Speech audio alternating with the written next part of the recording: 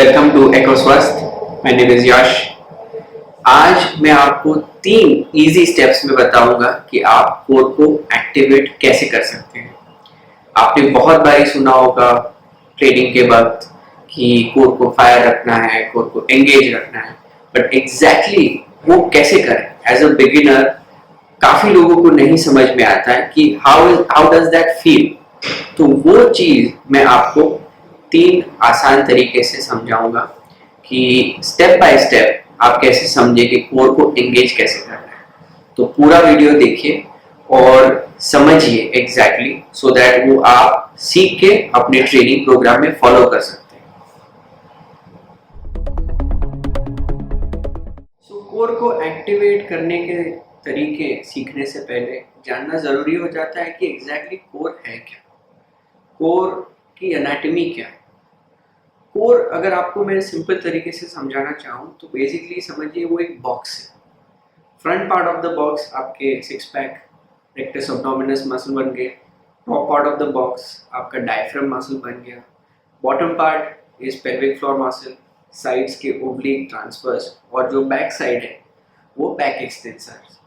तो जब आप कोर को एंगेज करना चाहते हैं, ideally the movement should be centre. समझिए कुछ चीज वो बॉक्स के एकदम सेंटर में फ्रॉम ऑल द डायरेक्शंस। तो वो आपको एनर्जी और आपका स्ट्रेंथ वहां पे फोकस करना है, ना कि पेट को हॉलो करना है, ना कि पेट को फुलाना है, but your idea should be going towards the centre of the box from all the directions, top down, sides, front end back. तो वो समझने के लिए दूसरा रेफरेंस पॉइंट है आपका बेली बटन। तो आपको बेली बटन को स्क्वीज इस तरीके से करना है वो कि वो अपना अपवर्ड, वो सेंटर ऑफ द बॉक्स की तरफ जा रहा है, हॉलो नहीं करना है, ना कि पेट फुलाना है। तो ये थोड़ी थोड़ी आसान क्यूज हैं जो मैं आपको समझाऊंगा आगे वीडियो में। तो वो अगर आप समझ जाएंगे तो it will be easier for you to engage the core in the correct way. ठीक है। सो द फर्स्ट एक्सरसाइज, जो सबसे पहली एक्सरसाइज है जिसमें आप समझेंगे कि कोर कैसे फायर करना है, बहुत ही सिंपल तरीका है। आप ये पोजीशन में आ जाए, हिप्स के नीचे नी रहना चाहिए, शोल्डर के नीचे रिस्ट, और यहाँ से आपको बेली बटन को अंदर की तरफ खींचना है टुवर्ड्स द सीलिंग। जैसे ही आप खींचेंगे उसके बाद आपको हल्के से उसको 20% ड्रॉप कर देना है, और वो जो आप सेंसेशन फील कर रहे हो कि यहाँ पे कोर फायर हुआ, that is exactly what you should feel. तो आप अगेंस्ट ग्रेविटी जा रहे हो, gravity is trying to pull the structures down, but यहाँ पे आप उसके अगेंस्ट जाके उसको फायर करना चाहते हो। तो बिगिनर्स के लिए ये एक अच्छा तरीका है जानने के लिए कैसे उसको कोर को एंगेज करें। ओके फ्रेंड्स, तो दूसरा तरीका फॉर बिगिनर्स तो आपको कोर को फायर करना कैसे समझना है, तो दूसरा आसान तरीका ये है कि आप ये पोजीशन में सो जाएं, और उसके बाद आपकी जो लोअर बैक है उसको आप आर्च करेंगे तो यू विल मेक स्पेस, आपका हाथ जा सकता है।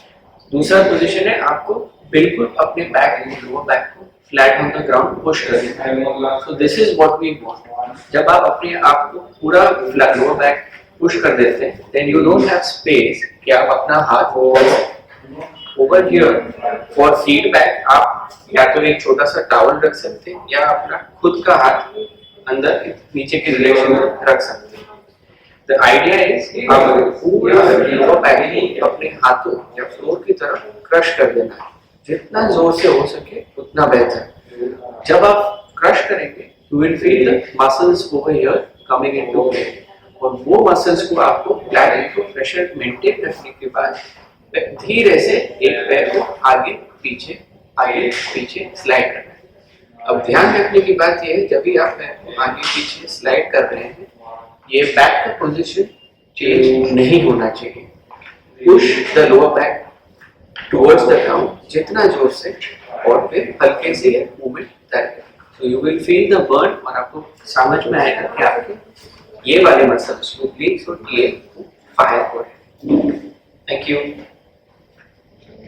हाय, सो जो अभी तीसरा एक्सरसाइज है वो एक part of a complete exercise है जिसको डेड बग्स बोलते हैं, बट इसमें सबसे इम्पोर्टेंट चीज क्या है जो फंडामेंटल है आपका एक्सरसाइज रेजिम के लिए वो है स्पाइन न्यूट्रल। आपकी स्पाइन बैम्बू के जैसे स्ट्रेट नहीं है, there is a nice S shape curve over the lower back.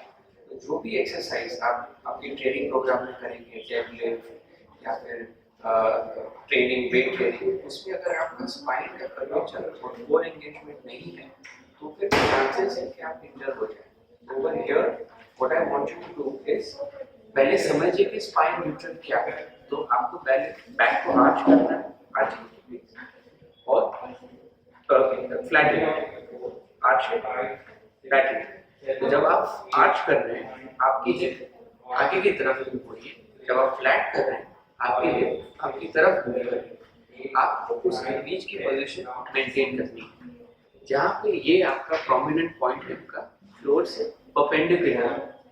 ये पोजीशन में आपका हल्का सा हाथ भी जा सकता है, it is not absolutely flat, और उतना आर्च भी नहीं है कि पूरा हाथ जा सकता है। So you have to find that sweet spot, that बीच वाला।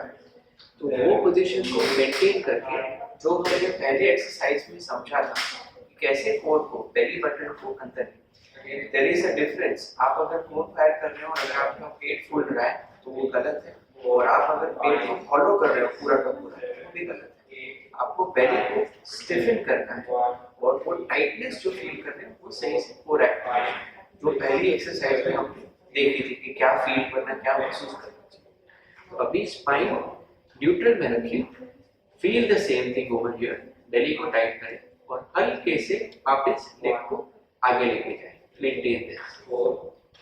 ये मूवमेंट के साथ आपको ध्यान रखना है कि आपकी स्पाइन पोजीशन सही है, आपका कोर फायर है और ब्रीदिंग आप कर रहे हैं।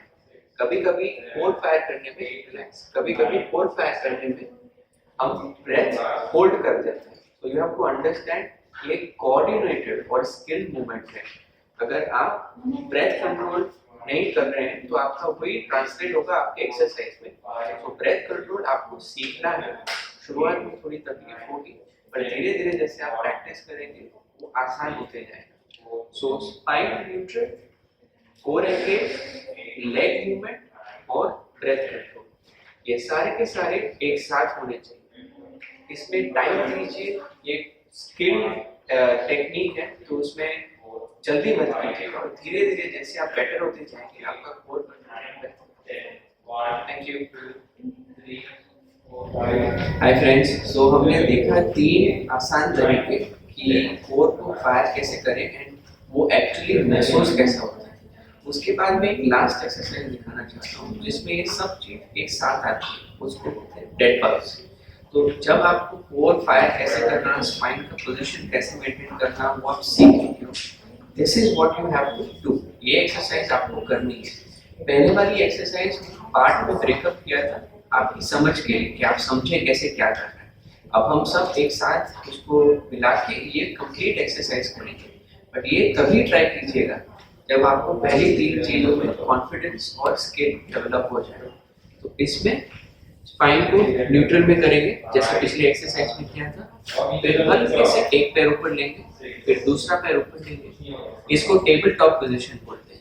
नाउ धीरे से दोनों हाथ ऊपर लेंगे, स्पाइन का पोजीशन चेंज नहीं होना चाहिए, न्यूट्रल में ही रहना चाहिए।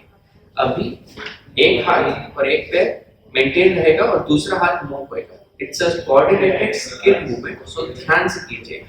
Okay, begin. और दूसरा, गुड, स्लोली, धीरे से करना है, धीरे से करना है। सो इसमें आप देख रहे हैं कि स्पाइन की पोजीशन चेंज नहीं हो रही, कोर पूरा फायर हो गया है।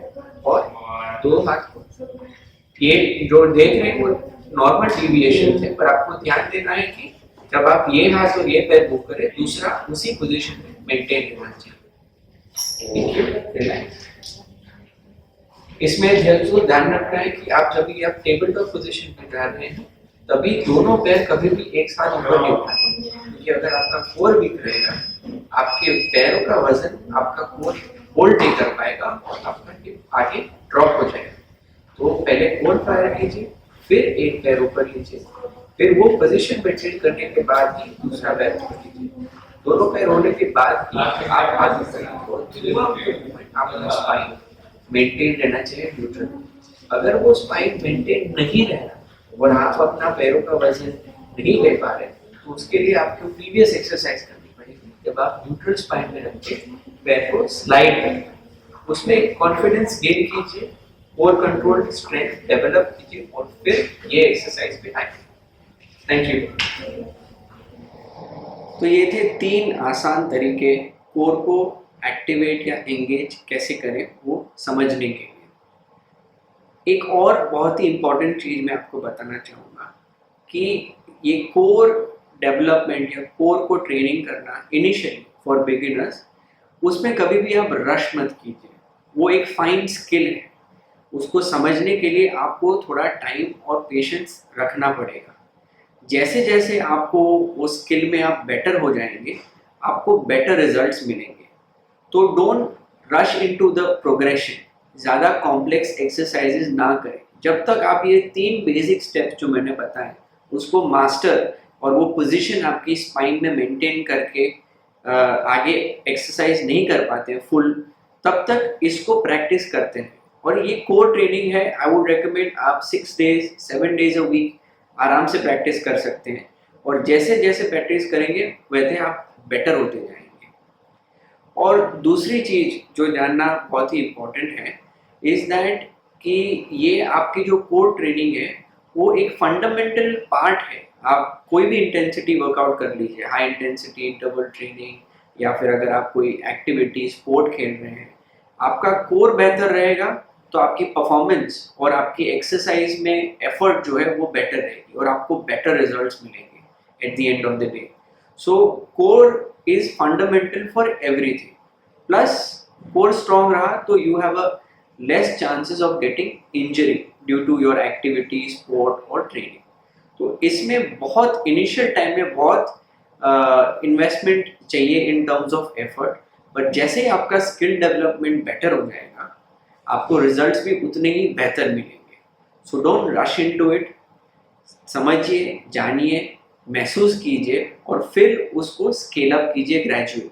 सो आई होप अभी आपको कॉन्सेप्ट क्लियर है और आप समझ सकते हैं कि कैसे एज अ बिगिनर कोर को एक्टिवेट करें। प्लीज़ अगर आपको कोई डाउट्स या कोई क्वेश्चंस हो तो मेरे को कमेंट सेक्शन में बताएं। ऐसे अगर कोई और टेक्निक आपको जाननी हो सिंपल टर्म्स में कैसे समझे और करें तो मुझे प्लीज़ बताएं, I will be happy to help. मेरा एम फॉर दिस चैनल वही है कि मैं आपको in the most simplest manner concept समझाऊं और आपको अवेयरनेस क्रिएट करूं कि क्या सही है और क्या ज़्यादा बेनिफिशियल है आपके लिए। So please guys let me know, आपको अगर कोई और टेक्निक या टॉपिक के बारे में बात करनी हो, I will be more than happy to help. And also please guys subscribe करें और चैनल को फॉलो करें। Have a nice day, thank you.